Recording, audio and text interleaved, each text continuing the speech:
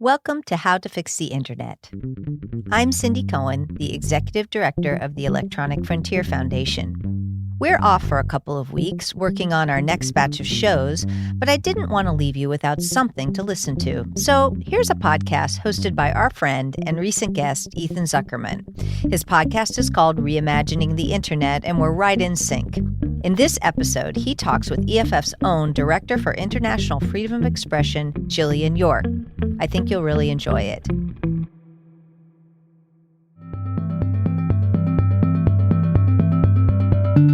Welcome to Reimagining the Internet from the Initiative for Digital Public Infrastructure at the University of Massachusetts at Amherst.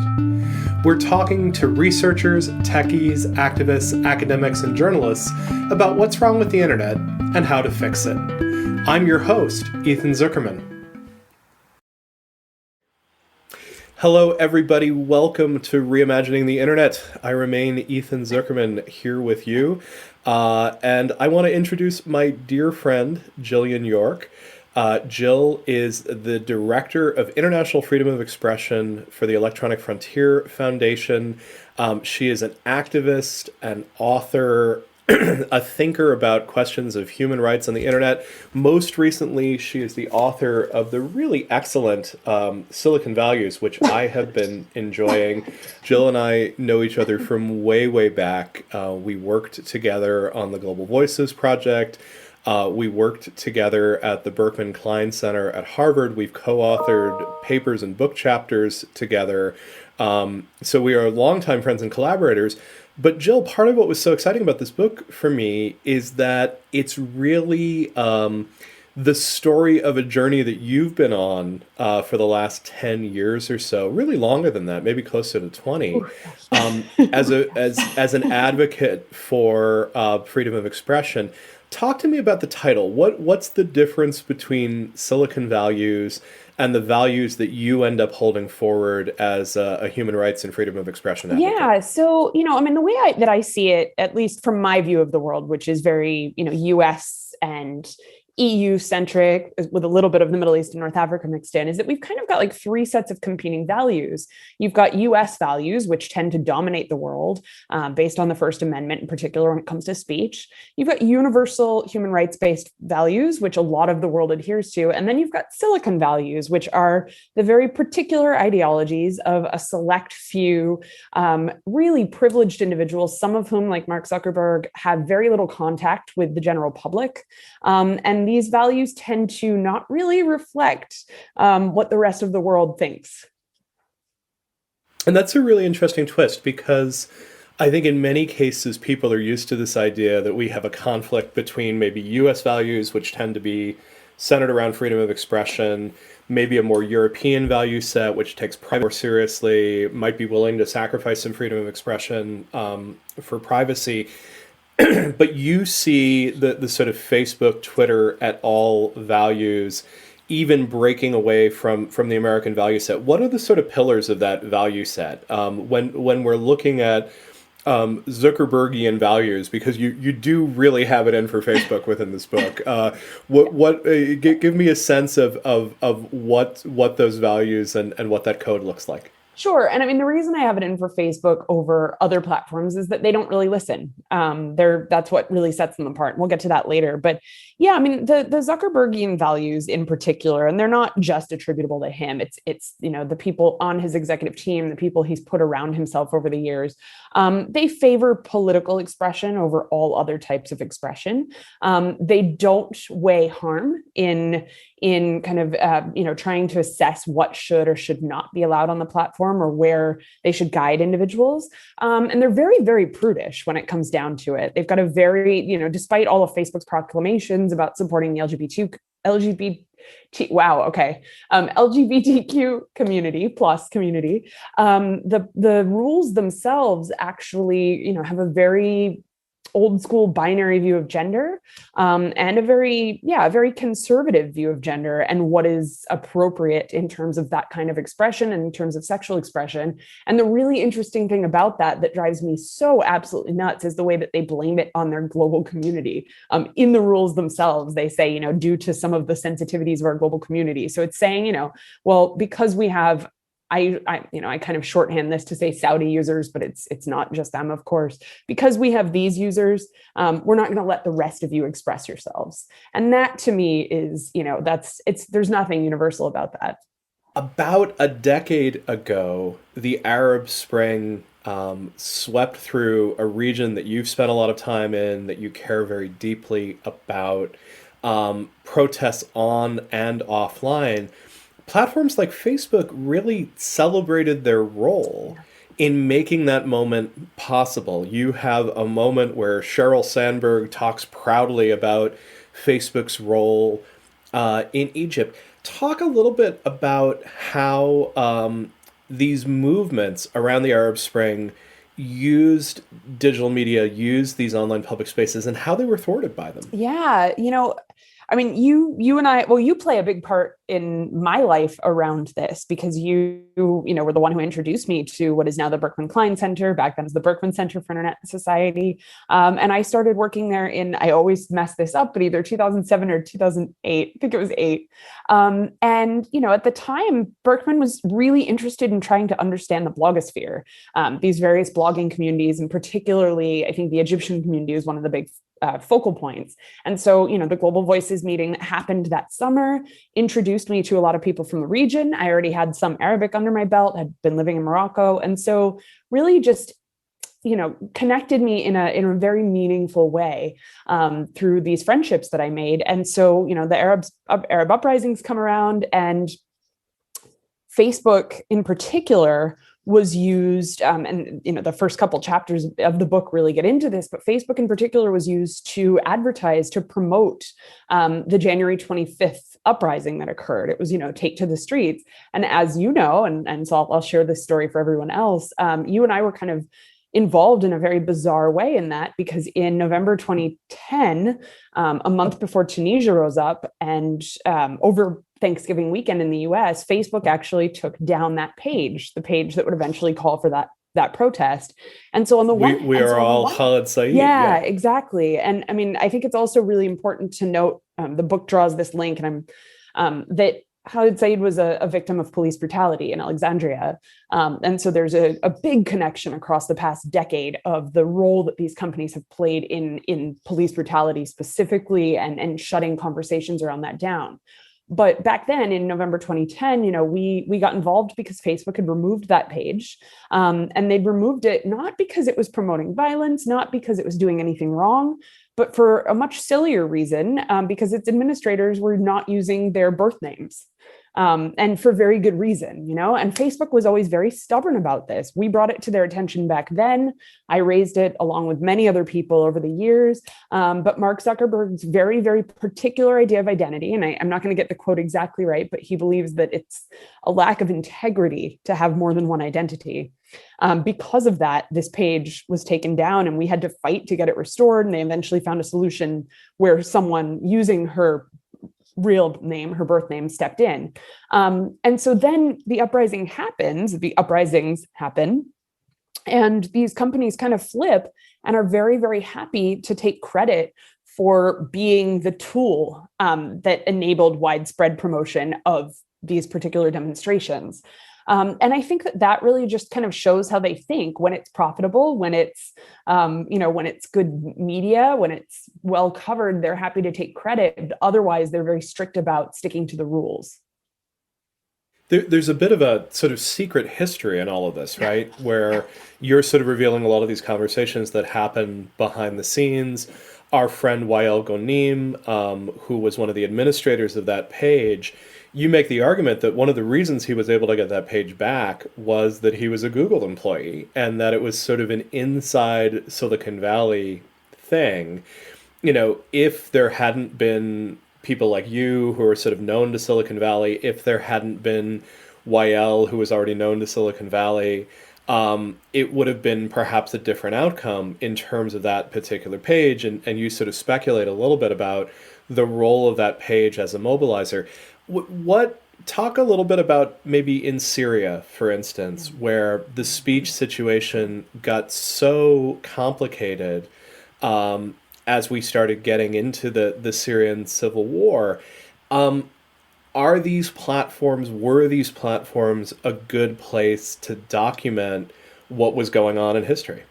Yeah, so in the beginning, and I mean, obviously Syria is a really hotly contested topic, and I'm sure I'm going to get blowback for my views on it, which is, always complicated. But, the short version of it is that in March 2012, when some of our friends took to the streets in Damascus, and it was really like 25, 30 people, if I recall correctly, way back then, these were really, nonviolent protests. They started as kind of an echoing of what had happened in Tunisia and Egypt. And after some young boys in Daraa province were arrested for their, I can't remember exactly what they did, but they were arrested. The town kind of rose up in anger, and that's when the violence started and spread very quickly.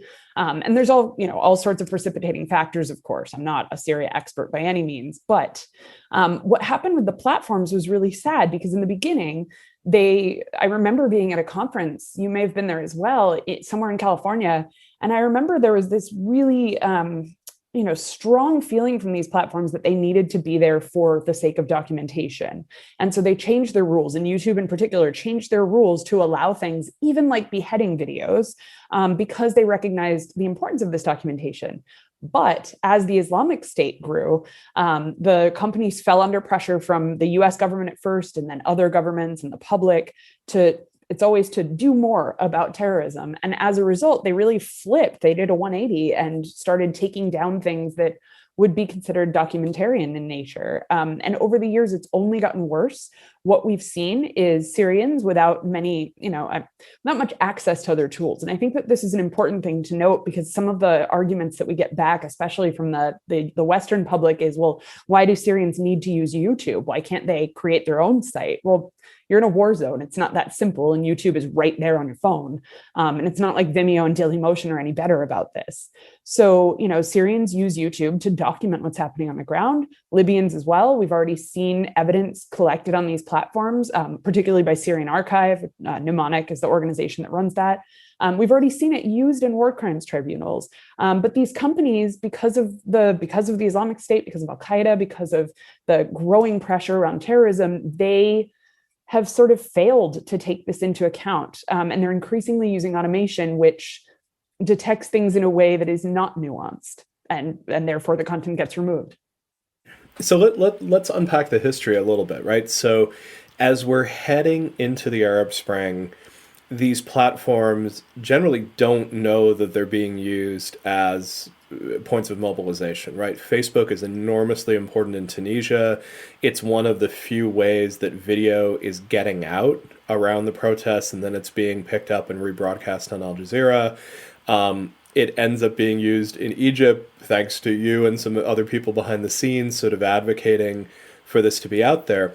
There is this wave, this brief period where the platforms have thoroughly embraced this. I'm remembering an experience of being contacted by friends in Bahrain who have posted footage of police firing live ammunition at protesters, and they're just begging me to archive it as quickly as I can for fear that YouTube's going to take it down. And I do, of course. But YouTube, to their enormous credit, even without prompting from you, me, or anybody else, keeps it up with a page saying, look, this is violent content. It would normally be outside of our terms of service, but it's historically important, then we're going to leave it up. And then you're saying there's a move after that where they move in a different direction. You have this long and really thoughtful examination of what it means to be a terrorist group. Can you talk a little bit about sort of Silicon values and those Washington, D.C. determinations of who is on these various different terrorism lists? Yeah, absolutely. And before I get into that, I just want to point out it's funny because the one platform you didn't mention there was Twitter. And I think Twitter was the only one to have that awareness, primarily because of how Twitter had been used around Gaza in 2008 when Gaza was attacked. And so Twitter, had this very different view. And in fact, I remember in 2012, Twitter fighting, not fighting, but publicly declaring the importance of leaving up terrorist groups because of the response they were getting from countries in the global south. And the example I remember in particular, I don't remember if I included it in the book or not, was that a Kenyan police chief had spoken on the record about the importance of al-Shabaab being able to use Twitter because it helped them to track their movements. So Washington, D.C.'s view of terrorism is a very vengeful one. It's who's classified as a terrorist on the United States Foreign Terrorist Organization list is based on who the U.S. doesn't like or who has attacked the United States. This is very different from the EU approach and even the UK approach, as well as the UN approach, which is much narrower than all of them. And so, there's a lot of expertise here that I don't know as well as some of the folks I quoted. Lisa Stempnitzky, I rely on her a lot for this and her excellent book on the politicization of the term. But basically, the US list goes far overboard, in my opinion, and includes, in a number of cases, groups which are state actors or semi-state actors. And Hezbollah is the easiest example for me to talk about because I know Lebanon very well. Now, Hezbollah is on the US list, they're on the German list. Other countries make a distinction between their military wing and their political wing. But basically what this means for the platforms, so the platforms have always, as far as I can tell, though they never admit it publicly, they've always followed US law. Now, whether they're required to do so or not is kind of an ongoing legal question. There is case law around this, and when a group is additionally sanctioned by the Treasury Department in the way that some Iranian groups are, then there's much more of a legal liability. But for the most part, this is still up in the air. And yet, despite that, these platforms have taken a very conservative approach, Twitter being the exception, although they've kind of changed over the years. And that conservative approach means that they not only take down content posted by the terrorist groups, which would be a slightly reasonable position, I think, but they remove most things that are even dialogue about them. We've seen that they make exceptions. There was a report a couple of weeks ago from The Guardian on making exceptions in Myanmar and the Middle East and North Africa. But for the most part, this means that people in countries like Lebanon, where Hezbollah, like it or not, plays an important role in politics, people there, can't necessarily talk about that. And worse yet, Lebanon has a very complicated history, as we know from what's been happening the past couple of years there. But some of the political groups there, some of the political parties have been and still are also engaged in violence. And so the US and the companies based in the US are picking and choosing winners in that fight. And that to me is just the antithesis of how these universal values should work. Is this a question of geographic concentration, i.e., all these people are in Silicon Valley and don't necessarily have the knowledge on the ground of the dynamics of a place like Lebanon or Myanmar, where Facebook has really had a difficult time?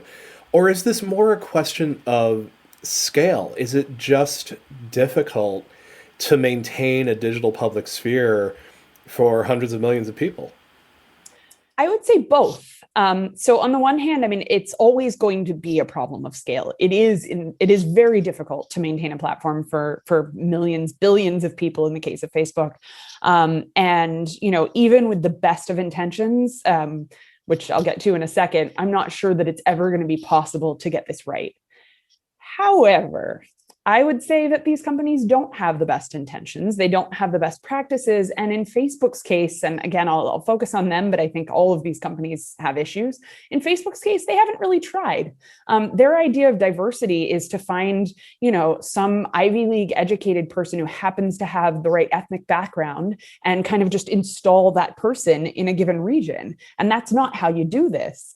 You have to have very real inclusion. You have to have people who've worked and lived and grown up in a country, people of diverse backgrounds, not just in terms of their ethnicity, but in terms of their education level, their, where they went to school, their gender, all of that is really important. And that's not how Facebook sees it. If you look at the very top, the executive team, you've got Zuckerberg and Sandberg and Schrage and Richard Allen, all these folks who've been embedded in this company from almost day one. But then you've also got people from UK government and US law enforcement. And those are the people at the top. And when you've got those people at the top, that's one very specific and problematic way of viewing the world. And then, of course, you've got great folks working in some of these regions. Abele Akobe is one of them. We both know her well. I've got nothing but the utmost respect for her. But from my understanding, and didn't hear this from her, but my understanding of how these regional offices worked is that they're under-resourced. They don't have control over the actual decision making. And in some cases, they're just figureheads. And I think that that's really the problem. It's deeply, deeply structural. We see some of the companies like Twitter doing a slightly better job on this. But even then, still getting it wrong because they're not making the effort and particularly investment in getting it right. So one of the things I found super interesting just in the structure of the book, it really opens up talking about this problem of human rights, talking about this problem of freedom of expression, really going through some of these conflicts in the Middle East, going through these questions of how difficult it is to understand what's going on the ground when you don't have a regional office, or you have a regional office but you're not really listening to it. But then you have this long discourse on something that I know that you have crossed swords with Facebook on, which is the female presenting nipple. Yeah. So I'm interested both in the story, but also in sort of how this fits into your larger arc of talking about human rights and freedom of expression. Because I think a lot of readers find themselves, they're really sort of deep into this discussion of how Facebook is dealing with terrorism. And then we find ourselves dealing with what at first can feel like a different topic, but you end up arguing that it's really fundamentally connected to this idea of who gets to decide what is and what is not acceptable speech. Yeah, it's funny because I've been talking about this for a long time. And I mean, let me just say where I come from this on is, I was raised in a very, very, very liberal environment. I was in the musical Hair when I was like, I don't know, 16, has a nude scene. I wasn't allowed to be nude, but let me tell you, in the, after parties and stuff, we were all just getting naked, going swimming, things like that. And so I was raised with this, not in a very American way, but in, I guess, a very sort of Northeast New England hippie kind of way. And so my comfort with the human body is essential to my views on free expression.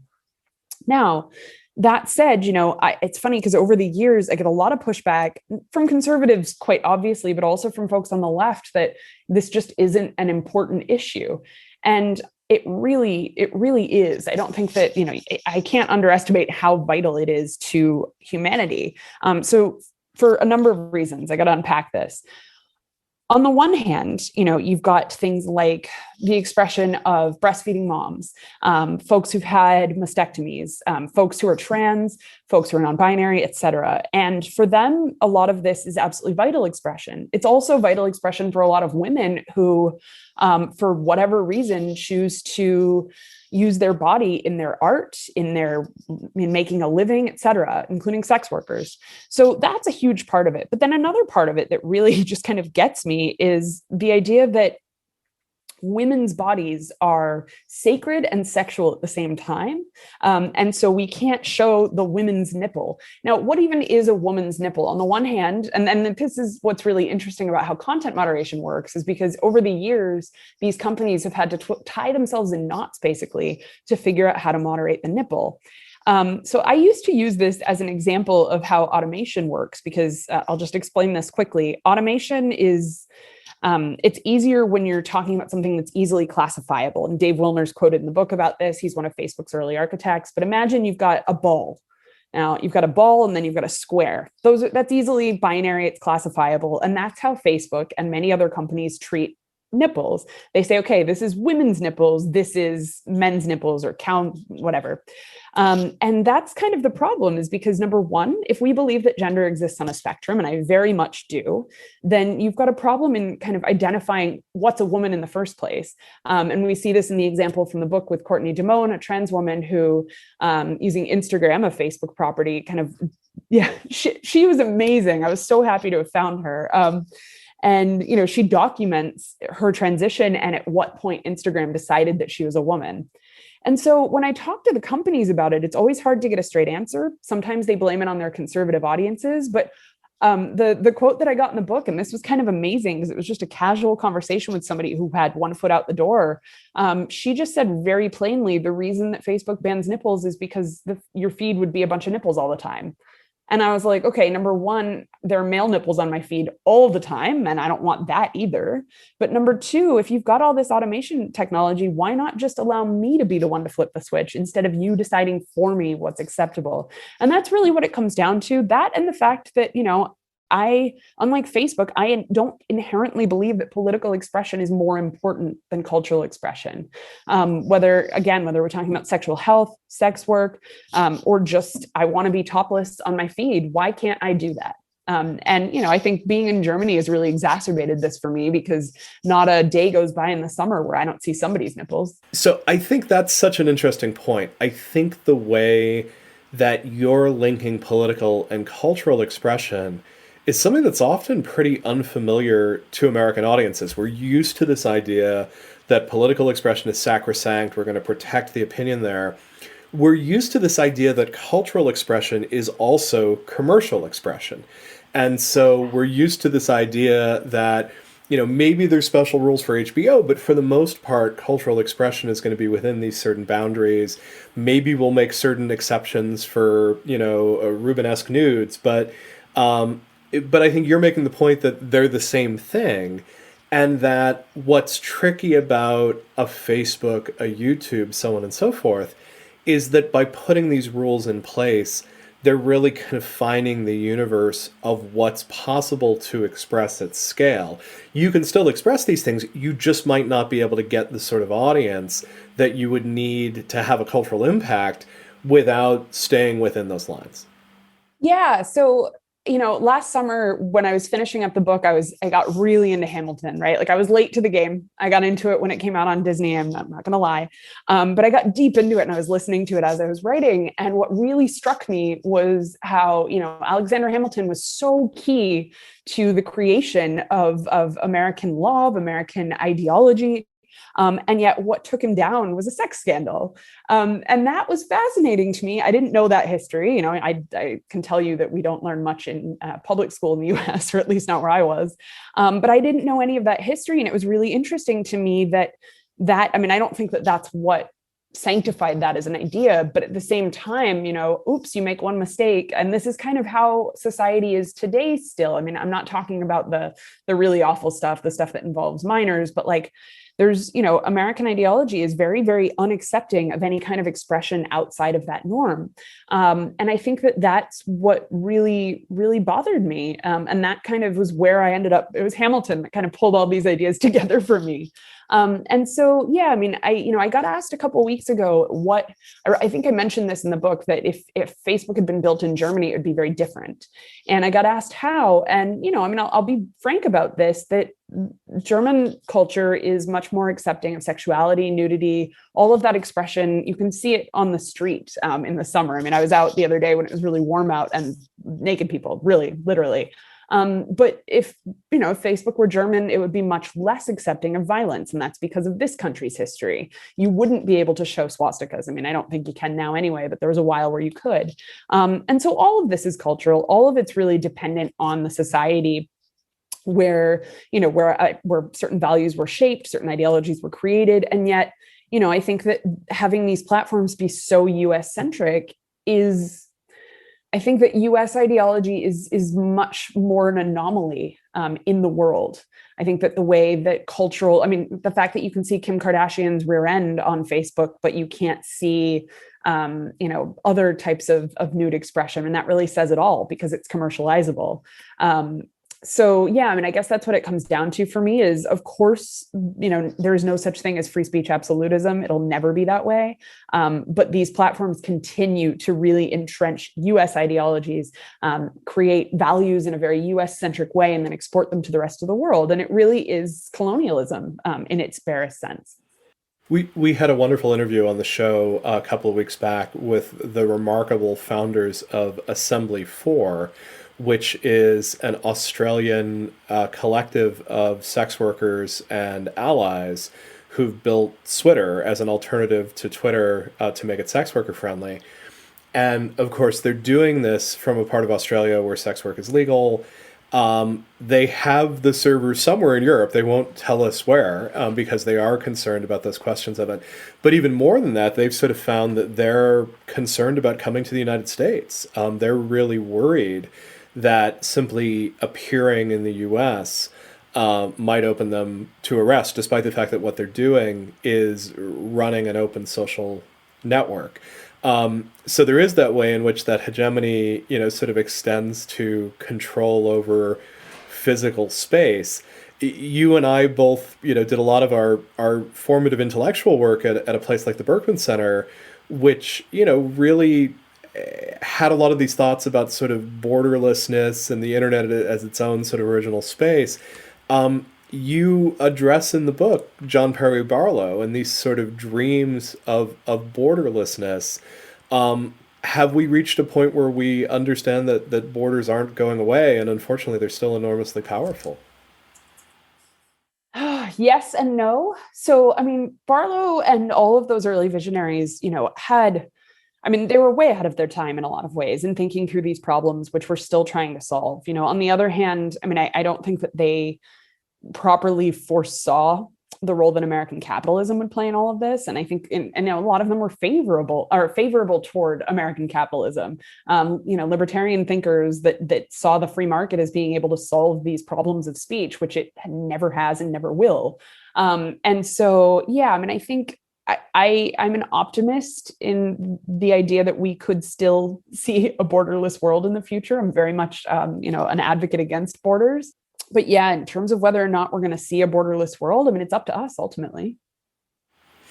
Well, look, on that sort of hopeful question, I just want to thank you. This is Jillian York, Director of International Freedom of Expression for the Electronic Frontier Foundation, author of the excellent, the entertaining, the inspiring, the very much worth your time Silicon Values. Thank you so much for being with us on Reimagining the Internet. Thank you, Ethan. It's been a pleasure. Reimagining the Internet is hosted by me, Ethan Zuckerman, and produced by Mike Sugarman, who also composed this music. Follow us at publicinfrastructure.org to learn more about what we're up to at the Initiative for Digital Public Infrastructure, and please subscribe to this podcast wherever you're listening to it.